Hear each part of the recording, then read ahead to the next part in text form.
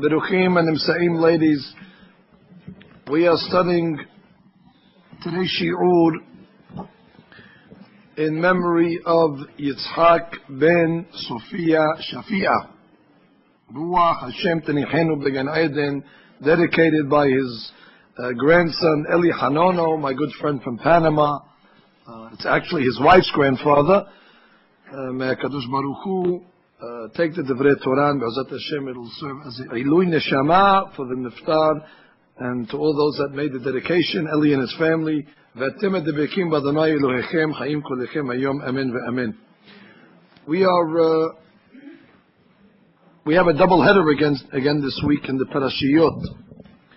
We read two Parashiyot. One is Behar and one is Behukotai. I don't think we're going to have enough time to talk about both Parashiyot because they're packed.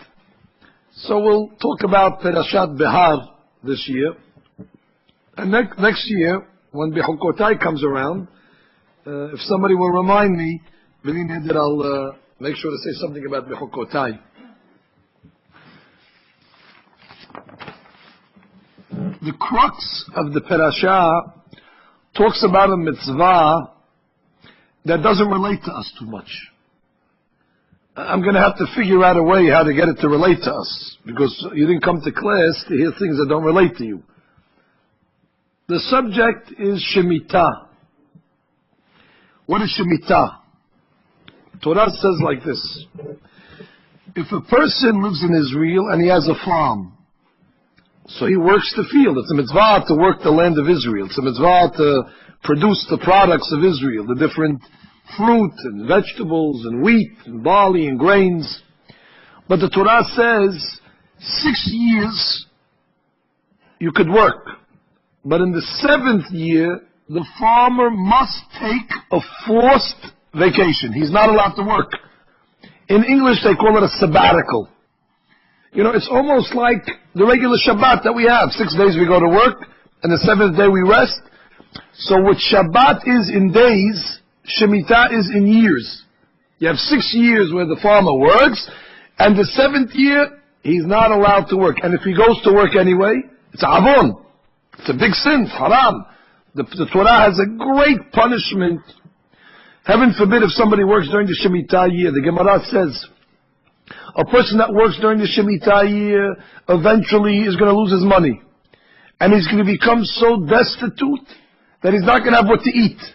And he's going to be forced to sell himself as a slave. And not any old slave, but what the Torah calls ekir. Ekir means he's going to have to sell himself to the church to go work for the Avodah Zarah just in order to feed himself. So the Torah takes this law very seriously. And it still applies till today. Yeah, just the farmers, just the landowners who have farms, exactly. It doesn't apply to us in America, only to the people in Israel. It can affect us, and I'll tell you how in a minute. Last year happened to be a year of Shemita in Israel. And the religious farmers follow the law of the Torah, and they took the year off. The question is first, why? Why would the Torah mandate such a law, which means we need to understand the logic? So I'd like to offer to you some common answers that are given, and then maybe if we're lucky, we could say something that's a little elevated. You deserve to hear something a little extra today because you came out on a rainy day. So we have to say something to your credit. The simple interpretations are as follows. Harambam writes, the land gets tired. The land gets worn out. If you constantly plant every year without stop, and you don't give the land a break, eventually all the nutrients that are in the land, they become weakened. They become drained from the ground. So in order to replenish the nutrients of the ground, Torah says, every 7 years, give it a break, let it replenish itself. Now, that's a great reason, and it's a reason, that farmers can probably understand. But there has to be something deeper than that. It's not only advice, farming advice. So a great rabbi called the Sefer HaChinuch, he says another reason. He says like this. It's a lesson in reminding us that God created the world. And the land belongs to God. Why? Because why is the farmer not working on the 7th year? Because God told him. Which God is really sending a very strong message, the land is my land. You're only a tenant, but I'm the landlord. And therefore, just like when a landlord brings a tenant into his apartment or his house, he gives him a lease. And he tells him, this is the rules. No loud music, no noise after 10 o'clock, no blocking the driveway, doing things without asking permission. A whole list of conditions. So God said, I'm the landlord. You want to live in the land of Israel? You follow my rules. In the 7th year, I'm telling you, you have to take a sabbatical. It reminds us that HaKadosh Baruch Hu created the world. The world didn't just come from dust or from evolution. The world didn't just evolve like the secular scientists want to tell us that 47 billion years ago there was some type of big explosion, and after the explosion the world was just showed up. This is ludicrous. From an explosion you don't have something positive. From an explosion you have destruction. How could you have an explosion that creates a world? And they come along and say, originally we came from the monkeys. That was the original man. Maybe they came from the monkeys, I don't know. I didn't come from a monkey. And they say, and then the monkey evolved. Eventually, as it developed, it became a little more human until we have the final product, humans. Okay, we don't subscribe to any of this. We subscribe to the first pasuk in the Torah, Bereshit bara Elohim et hashamayim ve'et haaretz. In the beginning, God created the heavens and the earth. Finished. It's as simple as that. So the Shemita is a lesson in emunah. It's a lesson in faith. It's my land. You remember when we were young, they taught us a song in school. It's not a good song, but this is what they taught us. This land is my land. This land is your land. I'm sorry to tell you, it's not your land and it's not his land. The land belongs to God, property of God, like we say in the Berachav, the Amidah, Koneh Hakol. God owns everything. Therefore, it's not up to us to decide what we're going to do. You cannot say, I'm working anyway. Hey, you don't own it. Follow the rules. Otherwise, God forbid, it says in the Torah, those that don't fulfill the laws of Shemita, what does God do? He ousts the Jewish people out of the land. Because there's a breach in the contract. Hey, I gave you a lease to live in the land of Israel. You're not following the law? Breach of contract. And God forbid, God evicts us from the land. That's another interpretation. A third interpretation is, our primary purpose for coming into this world is not to work, not to make a living. I agree, we need to make a living. We cannot neglect it totally, but that's not what we came here for. Our primary function is to get from here to eternity. That's the whole goal. How do we get from here to eternity? Mitzvot, like you're doing now, charity, good deeds, acts of kindness. We came to this world to elevate our souls so we can get a bigger piece of Olam Haba, as we call it. But in the interim, you need money. You need to eat, you need to dress, you need to have a house. So we have to go to work, but going to work is like, it's a necessary evil. You have to do it, but it is definitely not our primary vocation or primary career. As a career, we're Jews. That's our career. What am I? I'm a Jew. I'm a Jew that happens to have to go to work once in a while to make a living for my family. But I'm a Jew. That's my primary job. Farming is a very difficult job. They're up at the crack of dawn when it's still dark outside, and they have to work very, very long hours, and it's very, very strenuous work. Plowing the ground and planting the ground, and they have to walk, acres and acres of land, and then they have to cut the wheat and thresh the wheat and winnow it, and it's really backbreaking. By the time 6 o'clock comes, when they finally retire for the night, they're too tired to go study Torah. They're zonked. And they know they have to be up tomorrow morning at 4 a.m.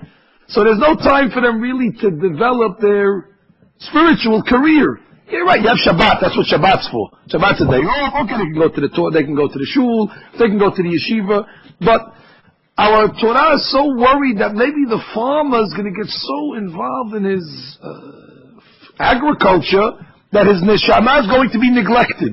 So what does the Torah say? During the 7th year, you can't go to work. What is he going to do? He's going to drive his wife crazy all day long, he's not going to go to work. So the logic of the Torah is, no, don't stay home and drive them crazy. Go to the yeshiva, go to the kollel, go to the synagogue. Now you could stay there a little extra. You might be able to go to an extra class. You're not so tired anymore. Now you could spend a year to catch up to all the 6 years that you neglected because it wasn't your fault, you're working, in order that you should be able to tend to your spiritual needs. Oh, that makes a lot of sense for me. It's a good law. Because the Torah is very fair. The Torah wants a person to get the most olam haba he can get. So he says, you know what? It's a forced sabbatical. Don't go to work. Spend time in the yeshiva. There's another interpretation.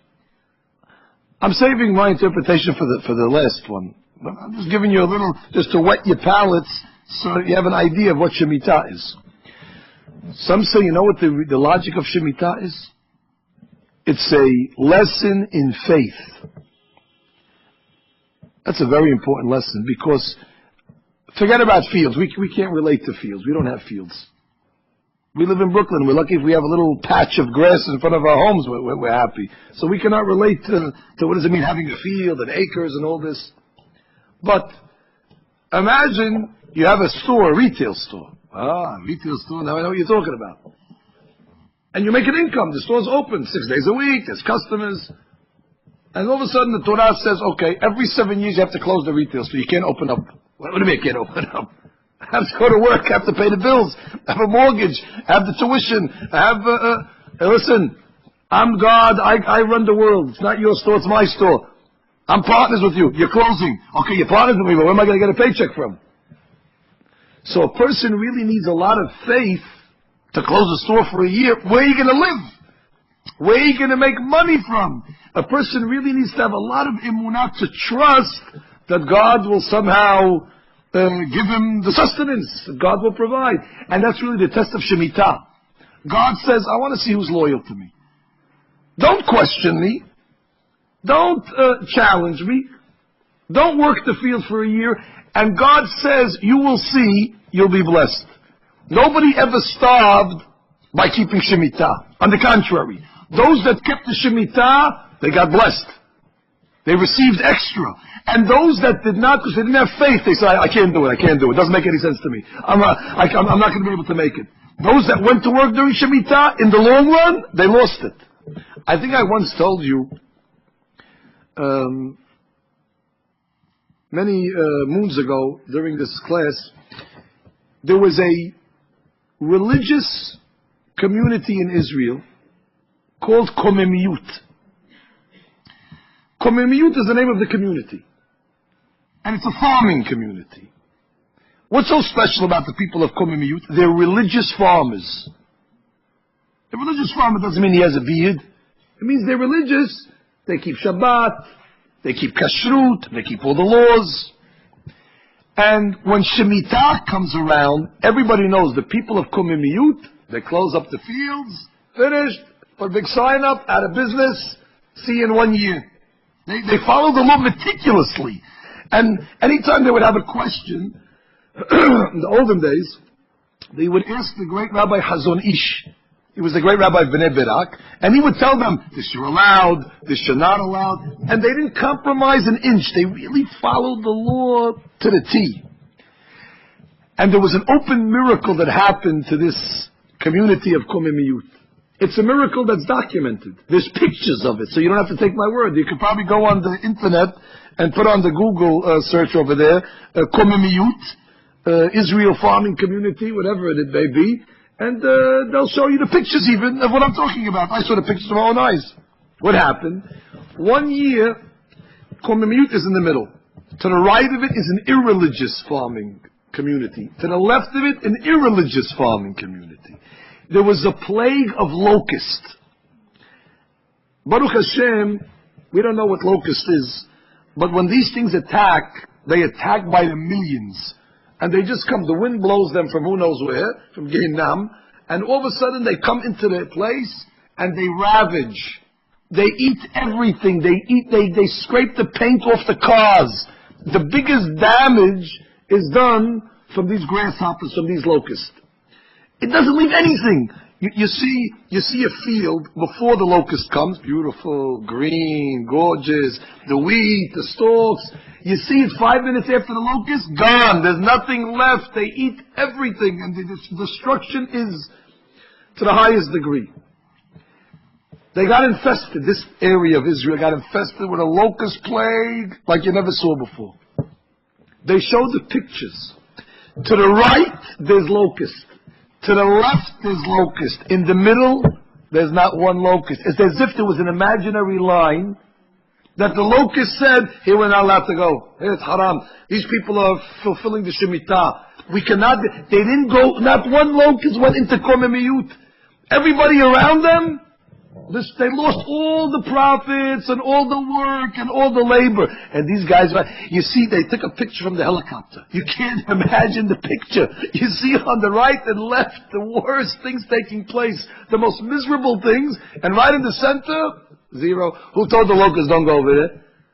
But Olam says, listen, these guys don't deserve to be punished. They're following the Shemita. So you see this tremendous, and this open miracle, mamash open miracle.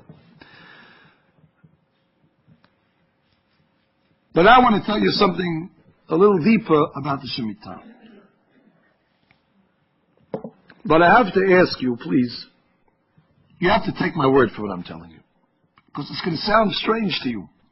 It sounded strange to me also the first time when I read it, but I got used to believing it already. It's going to take you time also to believe what I'm saying. So, if you're resisting it in the beginning, that's normal. You're going to say, well, this guy's out of his mind. What is he talking about? That's fine. I also thought like that. But Baruch Hashem, today I'm recovered. You'll also be recovered soon. Just go slow. We're all waiting for Mashiach, Be'ezat Hashem. We hope for a redemption. For whatever reason. Everybody has a reason why they want the redemption. For the Geulah. For the redemption.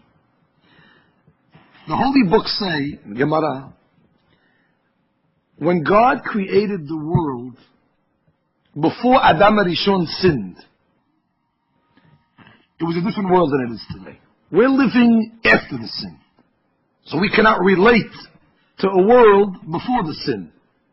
Nobody ever, our parents never saw it, our grandparents never saw it, our great-grandparents never saw it. Our great-grandparents, they tell us stories. They remember that they used to go to the movie for a nickel. But that's still after the sin of Adam HaRishon.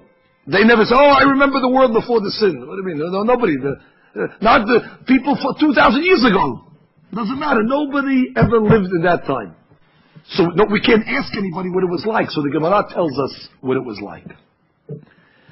Because the rabbis had divine wisdom.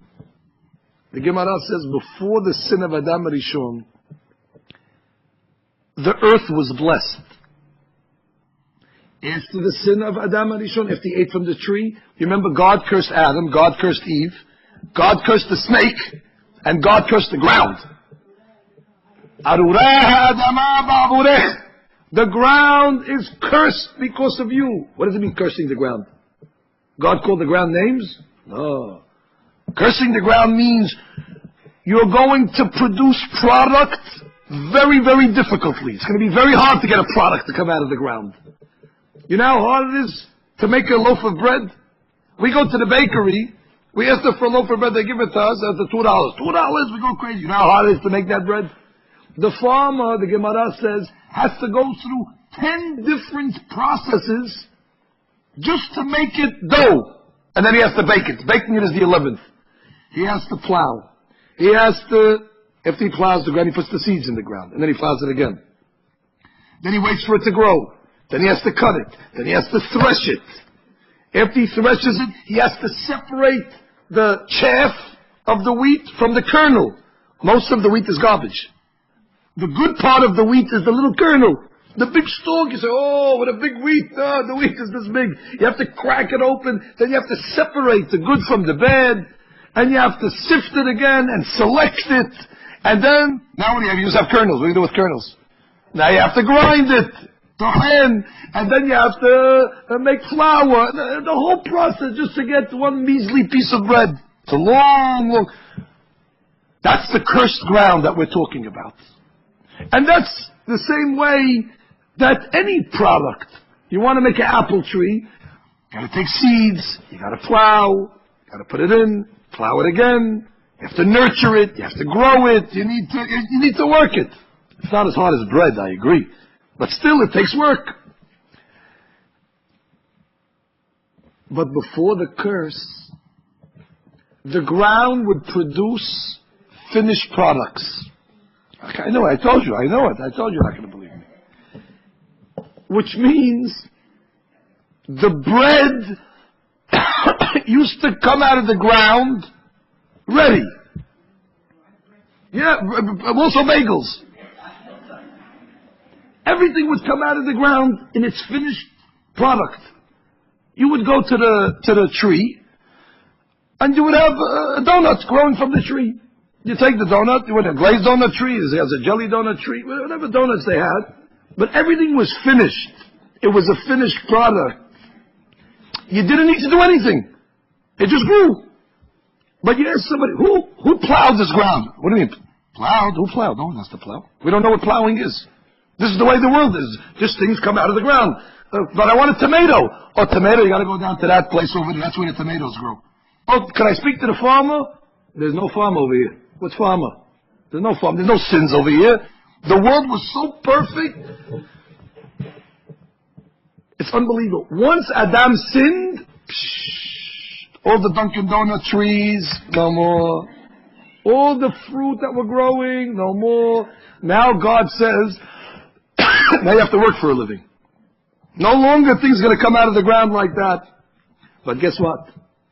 When Mashiach comes, Be'ezat Hashem, the world is going to go back to the original way it was.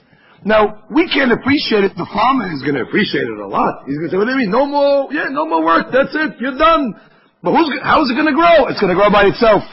But who's going to tend to it? Who's going to fertilize it? Nothing. Borei Olam created the world perfect. The ground is on automatic. It just produces food in its finished product. It's going to be done.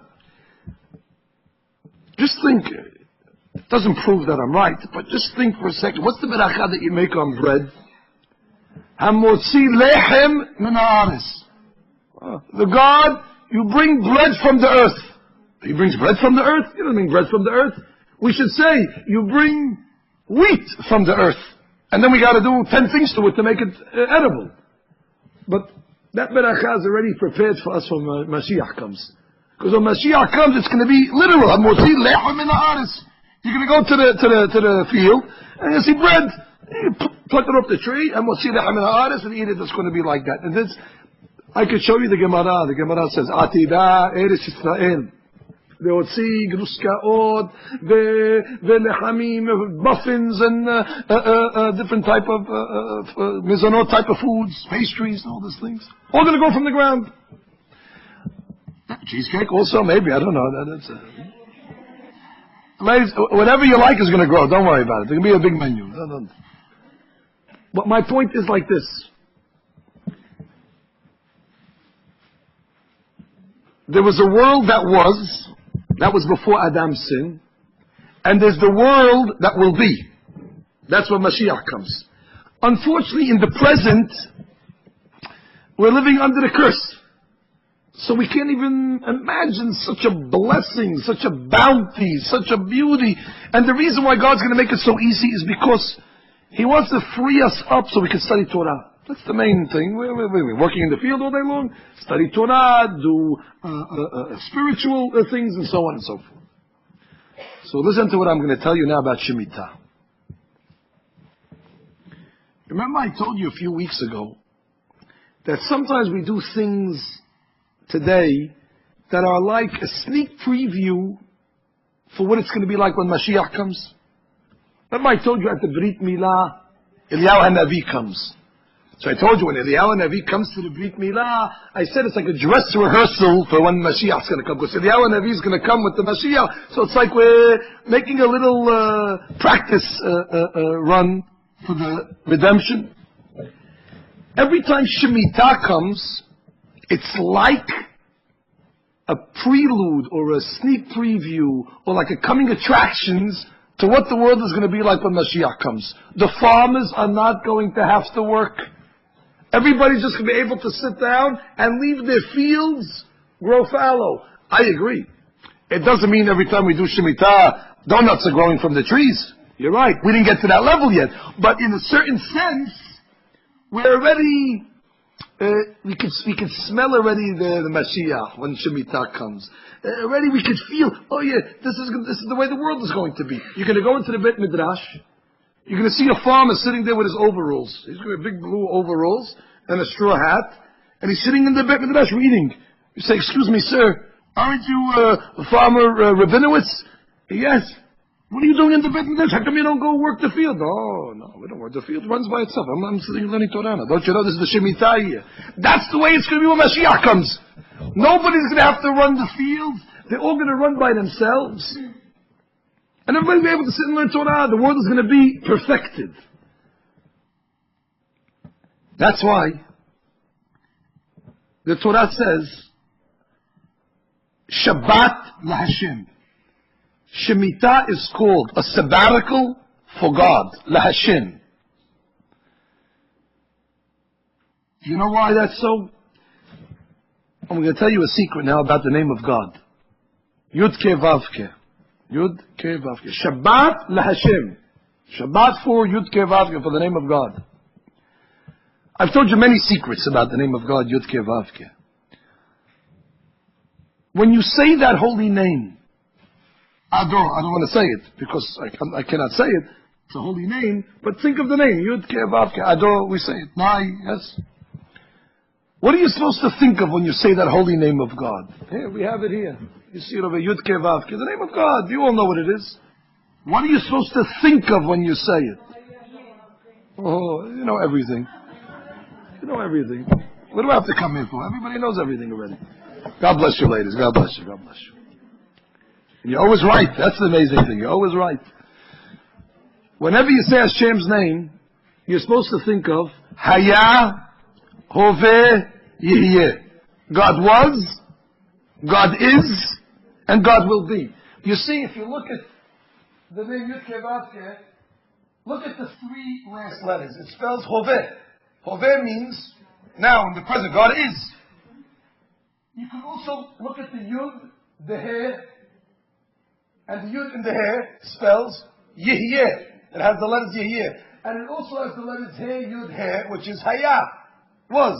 So when you say that name, Yud Ke Vav Ke, it has all the letters of God was, God is, and God will be. Like the Pasuk says, Ani Rishon va'ani Aharon u'mebil'adai en Elohim. I'm the first one, and I'm the last one, and there's nobody in between me.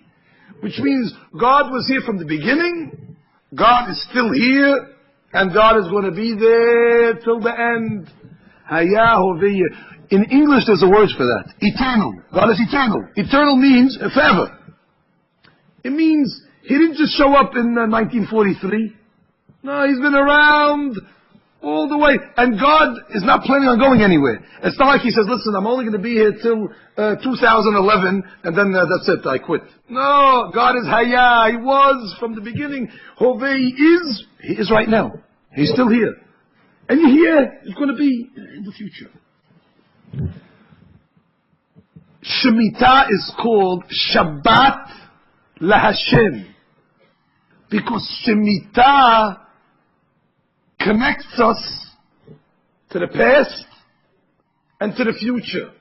Just like Yud Ke Vav Ke, the name of God, is past, present, future. When we fulfill the Shemita in the present, it links us to the past. Which past?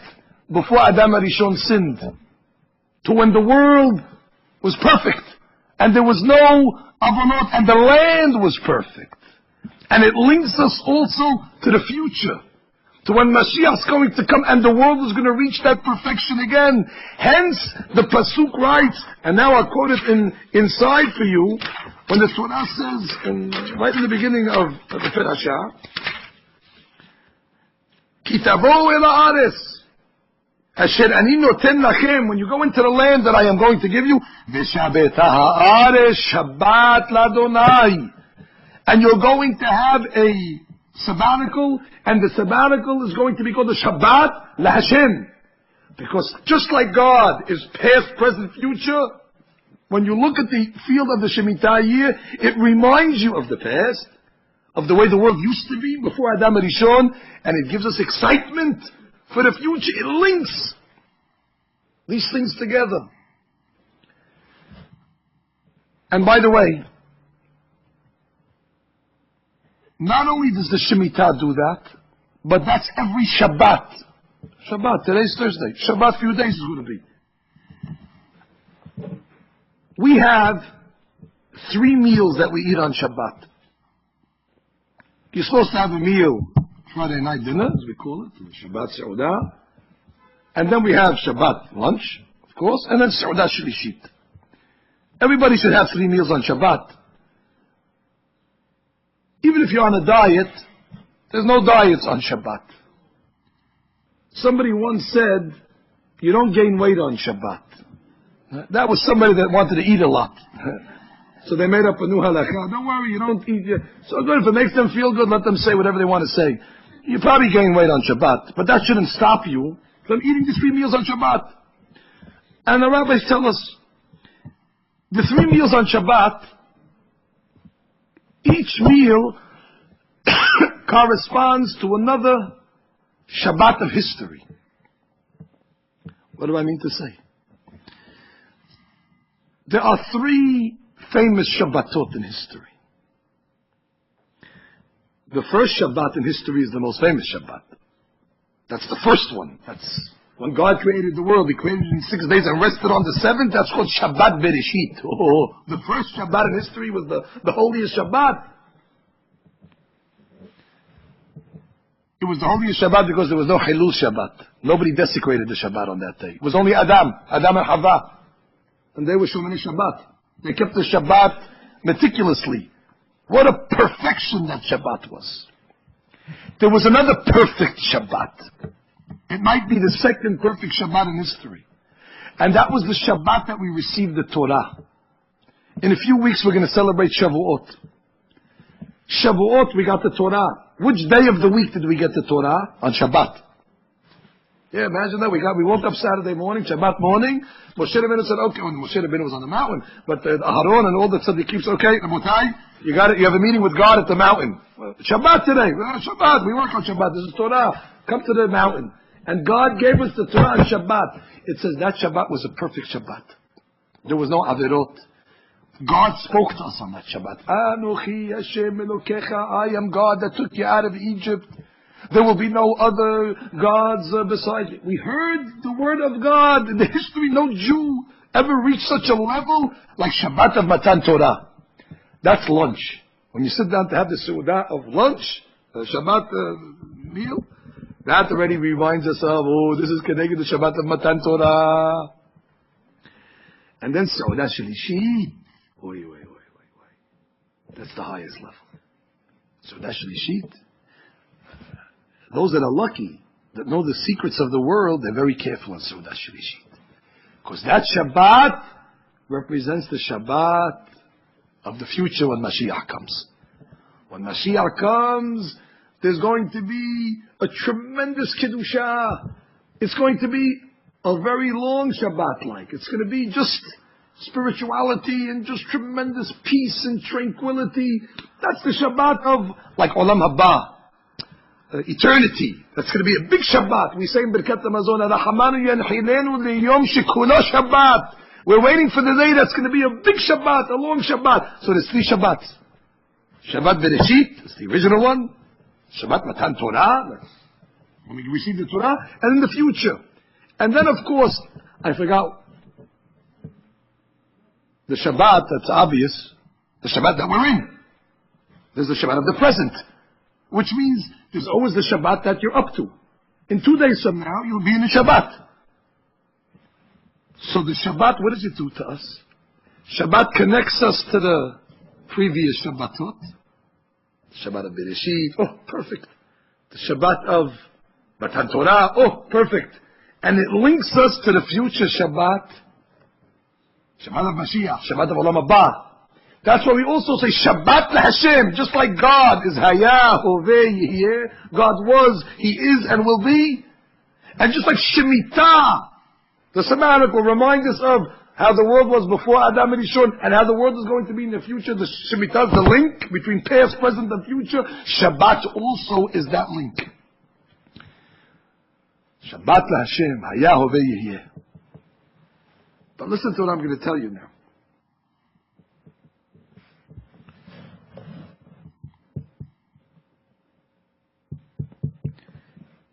Our rabbis tell us that the world cannot exist more than 6,000 years. That's the maximum. From when Adam Rishon was born till today, we are 5,769 years into the process. Now, let's assume that the world is going to go to the end. I hope it doesn't. But let's say it does. Let's say it goes all the way to the end before Mashiach comes. That's not too much longer. 5,769. Very good. Even the math, you're right. That's 231 years. That's not a long time. You understand? We've been waiting 5,700. That's a long time. The most we can wait more is only a measly 231 years. That's nothing. Yes? But let me explain to you what the holy books say about the 6,000 years. Each one of the 1,000 years represents one of the days of the week. From 0 to 1,000 was Sunday. And then the next 1,000 millennium was Monday. And then Tuesday. Once we entered 5,000, so already we're by Friday. Because once you start 5,000, you're in the 6th millennium. You're starting the 6th, counting the 6,000. Means 5,000 years you count. Now you're starting 5,001. That means already you're in the 6th millennium. So in the year 5,000, we entered Friday. In the year 5,500, we entered Friday at midday. Friday at 12 o'clock. When we got to the year 5750, we're already towards the end of the Friday, where, let's say from 12 o'clock is midday, let's say Shabbat starts at 6, for our case. At 5750, it's about 3:30 in the afternoon. So right now, we're past that time, because we're not 5750. We're 5769. We're 19 years after. So we're about 4 o'clock in the afternoon on Friday. That means it's almost Shabbat. Shabbat means Mashiach. We're at the end of the week here. It's Friday at 4 o'clock. Now the reason why I tell you this is because the Gemara says, I wish I could talk. I have to catch a flight right after this class. So I need to run out, and the time is late already. But it needs to be elaborated B'ezrat Hashem at another time. But I'm just going to tell it to you the way I'm able to now. The Gemara says, whoever works on Friday, Misha Tarach b'Shabbat, Misha Tarach b'Erev Shabbat, Yochal b'Shabbat. Whoever toils on Friday will eat on Shabbat. Which means all the preparations for Shabbat are done on Friday. You need to set the table, you need to bake the halot, you need to prepare the urn of the hot water, you need to prepare the food, you need to prepare the flowers, you need to, whatever, you clean the house, whatever it needs. That once Shabbat comes, however, That's it. You cannot do anything. Once Shabbat comes, you cannot say, oh, I forgot to put the Behar in the oven, in the fire. It's too late. You can't do that now. Shabbat. But what do you mean? We have to have Hamdat Yamim. We can't. You cannot have. It's too late. Too late. So whoever prepares on Friday will eat on Shabbat. Once Shabbat comes, you cannot say, oh, I was busy. It's too late. No food. You know why God does that to us? He makes a Friday to prepare, and then a Shabbat to enjoy what we prepared, to remind us that there's going to be another type of Shabbat. That's going to be the Shabbat of eternity, of Olam Haba. And right now is considered before the Shabbat. This is the world where we prepare for the Shabbat. Once we get to eternity, game over. There's no more, well, I want to do another good deed. Too late. This is the world that we prepare for Olam Haba. And that's the purpose. And that's the goal. So you might not be able to understand that when I talk about Olam Haba, preparing, but you can understand it when I talk about Friday, Saturday. Now you understand. You got to prepare. Somebody comes on Friday night. Oh, mommy, can I have some hot tea? Oh, I forgot to turn on the urn. That's it, cold water. Or somebody comes on Shabbat afternoon. Where's the hameen? Oh, I forgot to turn on the crock pot. That's it. Cold food, nothing to talk about. You didn't prepare on Friday. Now you understand. Where's my suit? Oh, I didn't pick it up from the cleaners. Well, you have to wear last week's suit with the stains of the tahina on it. There's nothing you can talk. You can't. It's too late. You didn't prepare. So just like whoever doesn't prepare on Friday cannot benefit on Shabbat. Whoever doesn't prepare in this world cannot have anything on Shabbat. You cannot just fool around in this world and go and gallivant all over the place and just have a party all the time. And then when it comes to that, I'm ready. What are you ready? Where's your tokens? Where's your good deeds? I'm ready to do it now. Now you're ready to do it. Too late. The curtain is closed. There's nothing to talk about now. Now, this is the world of reward. Oh. But I'm telling you now something even more serious.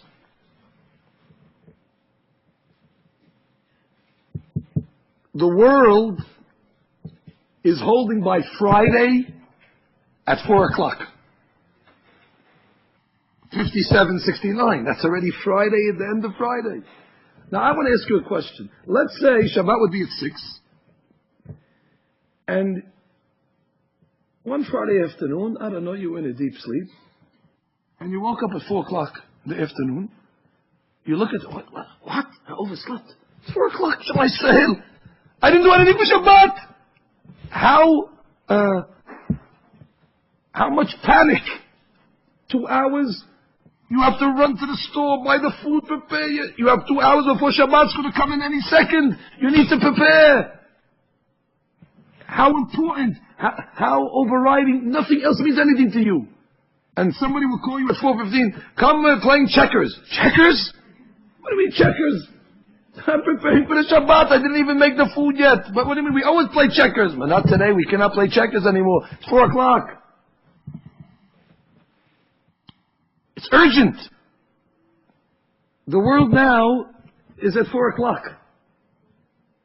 There has to be a sense of urgency that Shabbat's going to happen soon. But the only difference in my example is, on the real Shabbat, you know you have 2 hours. But in the Olam Haba, it could happen tomorrow. Let it happen tomorrow, but you have to be ready. Which means we don't know. It could be 2 hours, it could be half hour. So therefore there must be a sense of urgency that we're prepared. I'm not saying you should become paranoid, but the world that we're in is a world of need, a world of action. If we have to grab as much as you can grab in the mitzvot, like you're doing now. I don't have to tell it to you, you're doing it. To grab as many mitzvot as you can, to put it in the bank account, so when Shabbat comes, you'll be ready. Mishetarach be'erev Shabbat, yochal b'Shabbat. This is something that you should be reminded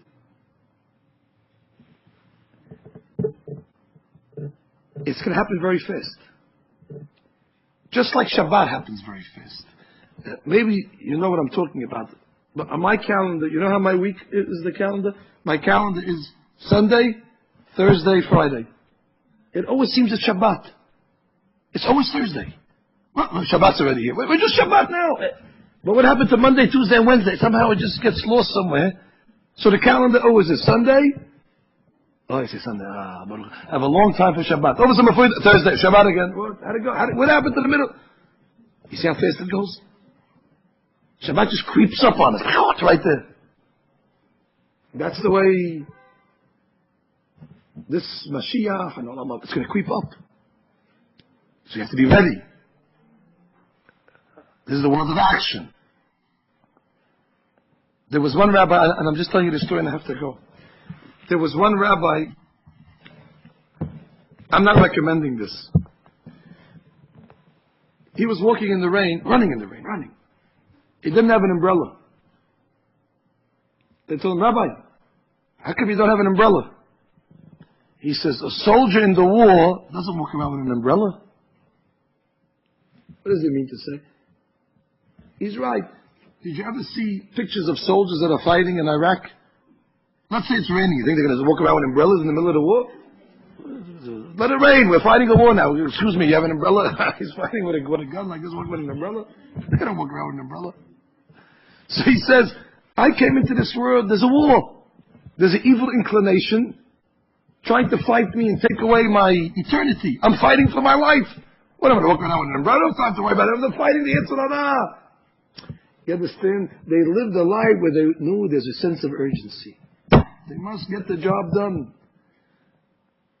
Baruch Hashem, you should feel very good because you're doing it. You come to classes, you're raising kosher homes, you're doing all your acts of charity from the charity group that we started a few weeks ago, Baruch Hashem. And I want to give you a report on that just right when I finish. In all your good deeds, Baruch Hashem, you're banking all good things. Yeah. But don't be satisfied. Do more. I'm talking to myself. You can never be satisfied. You need to, because once the world of deed finishes, you cannot put the crock pot on anymore. You cannot put anything in the oven. It is what it is. So therefore, even though we might not have a Shemita of fields, but the Shemita of the fields reminds us of the Shabbat that we do have. The Shabbat, the 7-day week. The next time you're in the kitchen on Friday and you're preparing, and you feel that sense of urgency when you're running to do your Shabbat preparations, you should think for a second. This is only a lesson for me to really prepare for my real Shabbat. Just like I'm all excited now, getting everything ready, I have to get ready for the real Shabbat. That's not with Chali and the Machshis. That's with the mitzvot. That's with the good deeds. That already is something. Yes, you have to prepare physically for the Shabbat, but you have to be spiritually ready for the ultimate Shabbat. Good. Yiratzon, we should be zocher to accomplish this over here. And you're doing it. Continue to do it. Now I want to tell you good news. A few months ago we started the Sephardic Women's Charity Club. I'm not a member of it, obviously, but I do oversee it to make sure that everything is being done correctly. Right before Pesach, you ladies, with the dollars and a couple of donations that you made in your pouches, I was able to give a check to the Sephardic Food Fund right before Pesach for about $2,000. They were so great. Where did this come from? From some ladies that are putting dollars in a pouch. The guy said, I don't know what you're talking about, but we don't have to understand it. Just give us the check. And they bought money. With the money, they bought food for the poor people on Pesach. Unbelievable. You should feel so proud that your money went straight from your pouches to the mouths of the anim of this community. Last week, we finished another month of the Sephardic Women's Charity Club. And I got another check of $2,000. I went to my mother, God bless her, I think she's here today. She's here, I see her. Who's on the board of directors of Bikur Holim. And I asked her, I want to give this to Bikur Holim on behalf of the ladies, but I wanted to go not get lost in, somewhere in an account. My mother went diligently, and she found a specific case that needs money, meaning from the account to the person, direct, without any stopovers, no direct flight. But anybody chiseling in the interim, no squirrels. And Baruch Hashem, we did it. So, in just 2 months, we gave about $4,000 of found money to 2 community institutions. We're just beginning. Our goal is we want to get $5,000 a month. Not from you ladies, but we have to register more women to the group. And who knows, this is going to be a big thing. The president of Bikurim sent me a letter. He only sent it to me because I gave him the check, but he addressed it to the Sephardic Women's Charity Club. Thank you, we appreciate it. And the Food Fund sent me a letter as well. I hope we've printed somewhere, maybe in the magazine, so everybody can see these letters. It's working. The dream that we had a few weeks ago, months ago, it's coming to fruition, and already it's becoming the dream is being fulfilled. So I want to give you a Chazaka Baruch. Keep it up. You changed, without you knowing it, you changed the life of many people already in the community. You made it much more pleasant to be in the community. And may God bless you that you should always be in the position to give and not to have to receive. You should always be on the giving end of charity. Okay, ladies, I must go. Chazaka Baruch.